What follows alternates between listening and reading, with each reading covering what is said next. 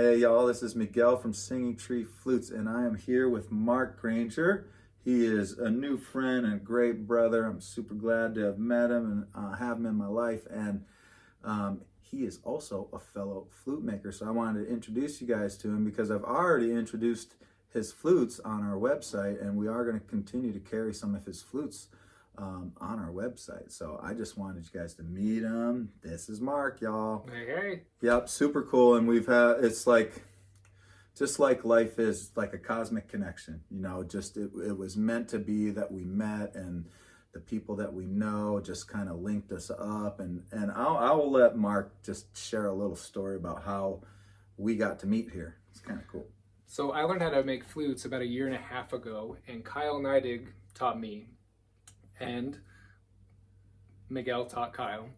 And through basically I had been making flutes for the better part of 1 year before I met Miguel. And it was through a coworker. I just mentioned that I was making flutes. He's like, man, I got to hook you up with Miguel. I'm like, you talking about Miguel Medina? It's like, yeah. So that's the dude who taught me how to make flutes. And so I was super pumped to kind of cross paths in such an organic way. It's really sort of random. But really thankful for this connection, not only on flutes, but on, just as human beings. It's been a real blessing.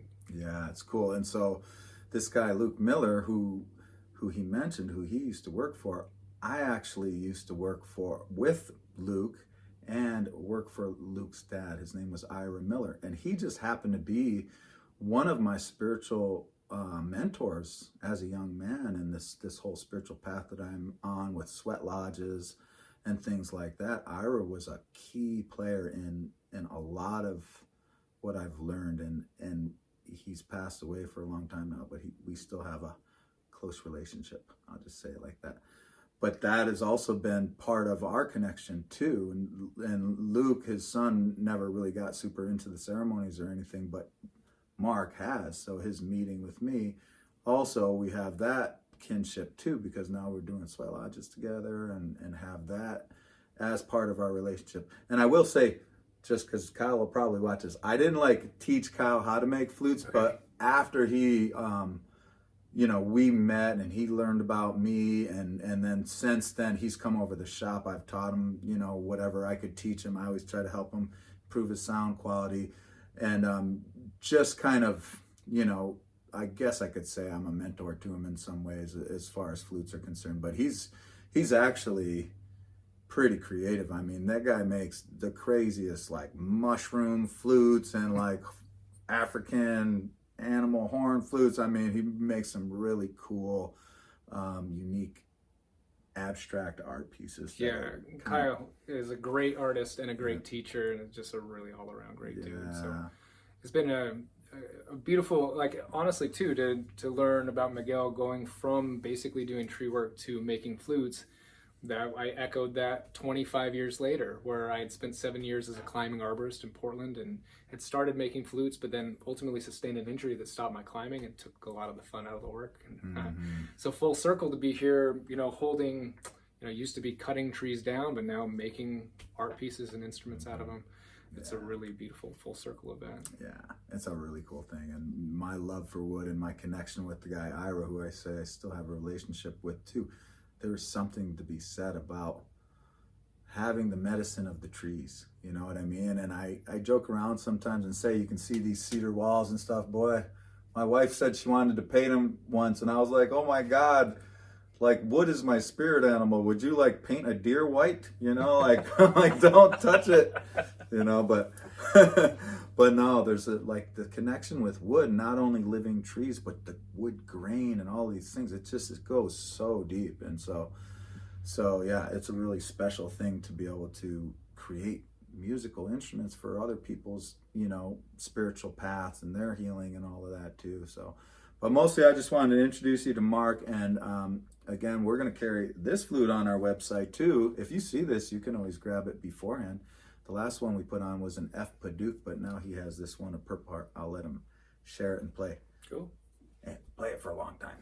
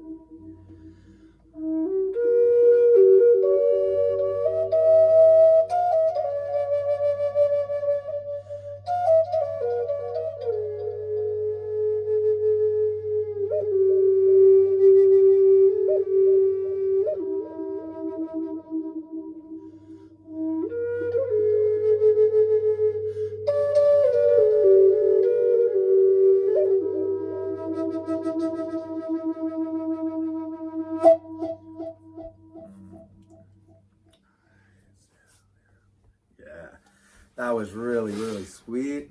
And so, yeah, let's talk a little bit about this flute here. Tell them all of what you do with it here. So you got the Purple Heart body with Oregon myrtle for both the mouthpiece, the block, and the foot cap. If you can see that in there. Something that really came through really pretty in the grain there. Some like almost bear claws. And then a little bit of turquoise inlay on the block. And then framed by koa on the mouthpiece. And it's hard to capture with the light just right, but it's like a bar of gold. I just love working with that myrtle. And something about that, the complementary tones of the gold, the purple, just love this piece. This is the first piece I've made out of Purple Heart, and I intend to make many more of them. It's so pretty to look at, really nice clear tone quality. It's really been neat. Really happy with this one. Nice. And so one thing that's different about Mark's flutes, which some of you are going to really appreciate, is that he uses a Danish oil finish. And this stuff, he actually got this Danish oil from Europe, didn't you say? Yeah. Yep. So it's a real high quality, actual, not like a Home Depot Danish oil. This is actually the real deal Danish oil. So it's a natural oil finish, and that's what brings out the real richness in the color, and really just, you know, brings out as much of the vibrance in the wood as that you can get. So also, this particular Danish oil has a bit of a UV protectant, so it'll help keep that purple color for a longer time too. Nice. At least should. Yeah. So really, really sweet. Yeah, price will be in the description below, so check that out. And check this guy out also. He's on Instagram and Facebook at Mark Granger Music. And we'll just also talk really quickly about that too. He has been a musician before he was a flute maker for pretty much a lifetime, huh? My whole life, yeah. Yeah, plays guitar, sings, songwriter, all of that. And then developed a type of program. It was something that I really was intrigued when we first met and started talking about not only just flute making, but music for healing. And so just briefly tell me about that, a little bit of that program that you developed there. So I taught guitar for a number of years, and my main goal with any student was not only for them to learn songs, but to understand how to create their own, if that's what they wanted to do. And the traditional methods of teaching music theory would lead to a lot of 12-year-olds with just glazed over eyes. Like they're going to fall asleep during the lesson. And so I started mapping chord relationships, and what, long story short, is that I found that there are patterns. There are ways to use sacred geometry as a map that illustrates the way that chord progressions work. So in a symbolic way, using a visual tool, guided by your emotions, you could understand music theory from an experience instead of just kind of the heady nature that's normally taught. It feels like learning calculus or trigonometry, but we're really trying to make music. So that's kind of the focal point of the way I teach. Super cool. Yeah, that really just got me excited about working with him and getting to know him better. And who knows what the path has, but for now, we're sharing in these flutes. And like I said, look for more of that. You will see Mark Granger Flutes on our website at singingtreeflutes.com. But again, you can also look him up at Mark Granger Music. Okay, enjoy. There'll be more to come. Take care.